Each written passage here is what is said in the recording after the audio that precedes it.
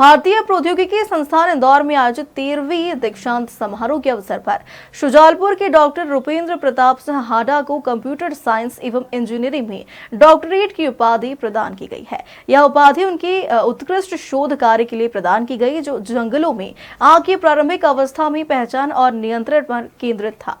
Doctor Rupendra Pratap Singh हाडा ने यह शोध कार्य ITI इंदौर की यूबीट्विक्स कंप्यूटिंग लैब में प्रोफेसर अभिषेक श्रीवास्तव के मार्गदर्शन में पूरा किया।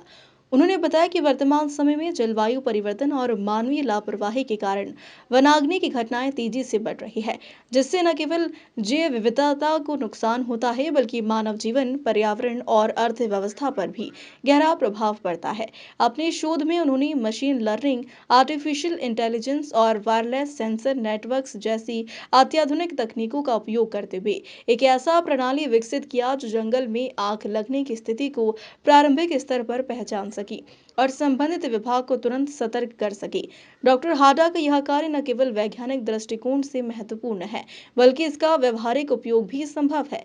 इस तकनीक को मेलघाट टाइगर रिजर्व में सफलतापूर्वक पायलट स्तर पर लागू भी किया है। यहाँ इसके सकारात्मक परिणाम सामने आए।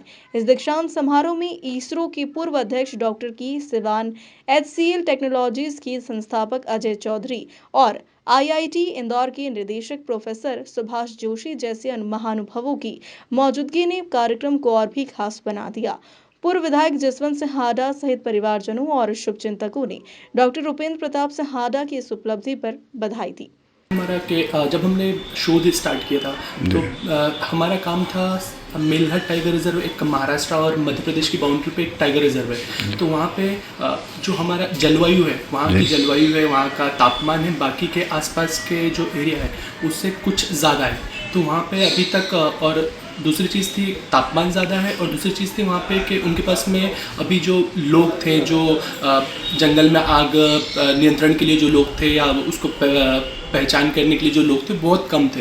तो अभी अगर वो जो जंगल में कभी भी कोई आग लगती थी, क्योंकि वहाँ पे तापमान ज़्यादा था और भी जलवायु के कारण कभी भी आग लग सकती थी वहाँ पे। तो वहाँ पे जब भी आग लगती थी तो उन्हें उस आग को कैप्चर करने में या उस तक पहुंचने में काफ़ी वक्त लगता था या उसकी पहचान करने में काफ़ी वक्त लगता था।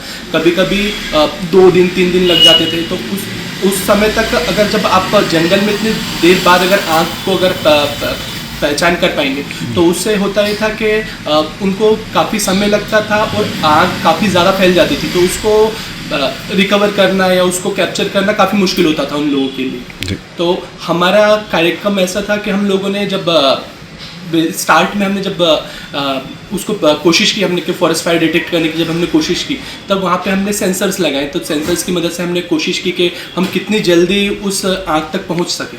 तो हमारा मुख्य लक्ष्य यही था कि जल्दी से जल्दी हम एक ऐसे एरिया को कैप्चर करें जिसमें हम आग को पकड़ सकें। तो जैसे अभी हम शुरू से जब हमारा विद्यालय हमने प्रारंभ किया तो हम सरस्वती शिशु मंदिर में पढ़ाई की हमने, फिर नवोदय में पढ़ाई की। तो यहाँ पे हम अगर हम आज की शिक्षा व्यवस्था देखते हैं तो वहाँ पे जो फीस काफ़ी कम थी, सुविधाएं काफ़ी थी।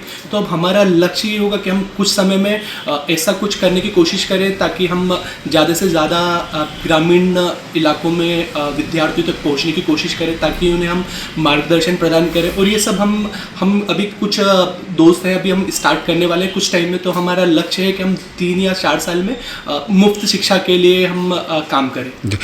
निर्णय से कि आपको अगर लोगों के लिए अगर कुछ करना है, ठीक है, तो अब 2 चीज़ें हो सकती है। या तो आप राजनीतिक क्षेत्र में कर सकते हैं और अगर वाकई में अगर आपके आसपास के लोगों का, ग्रामीण परिवेश का अगर आपको स्तर ऊंचा करना है तो हम एक शिक्षा एक सशक्त माध्यम है जिसके मदद से हम लोगों को जागरूक कर सकते हैं, उनके जीवन में परिवर्तन ला सकते हैं। तो ये चीज़ ऐसी है कि आपको इसमें आपकी किसी की मदद नहीं चाहिए। आप लोगों को आपके पास में पहले से कुछ आपके मित्र हैं, आप उनकी मदद ले सकते हैं और आप छोटे स्तर से कार्य कर सकते हैं। और वाकई इसमें कुछ समय लगेगा, बट हाँ, हम कोशिश करेंगे कि हम 5 से 6 सालों में ये कुछ लोगों को इसमें सफलता मिली हम लोगों को।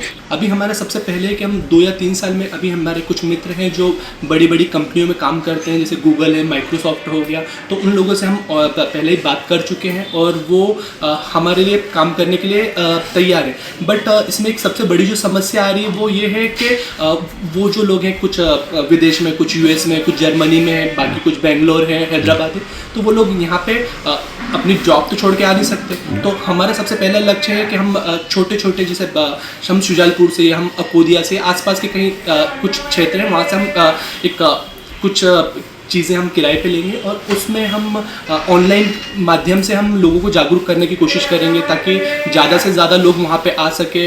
और पढ़ाई के लिए भी हम कुछ मदद करेंगे ताकि अगर उन्हें कुछ ज़रूरत हो तो अपने पढ़ाई में भी कुछ पूछ सके, और अगर उन्हें कुछ मार्गदर्शन लगेगा तो उसके लिए भी हम लोग काम करेंगे। तो सबसे पहले तो मैं अपने माता पिता, भाई और हमारे ताऊ जी, बाकी पूरे परिवार का धन्यवाद करना चाहता हूँ जो आज मैं इस मुकाम पे हूँ, सभी उन लोगों की बदौलत है।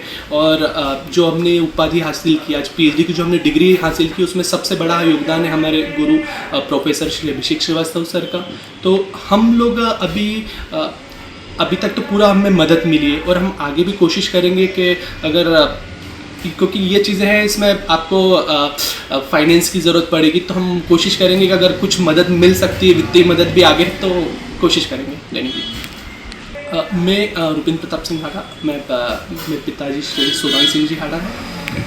और अभी मैंने अपना जो स्कूलिंग जो मेरी हुई थी शुरू में, तो हम शिशु मंदिर अपने शुजालपुर है, यहाँ से हमारी स्कूलिंग हुई। फिर मैंने अपना जो बाकी का जो है कक्षा 6 से लेकर 12 तक की पढ़ाई हमने जवाहर नवोदय विद्यालय अरण्य कला से की है। उसके बाद बीटेक मेरा भोपाल से हुआ है, पटेल कॉलेज से।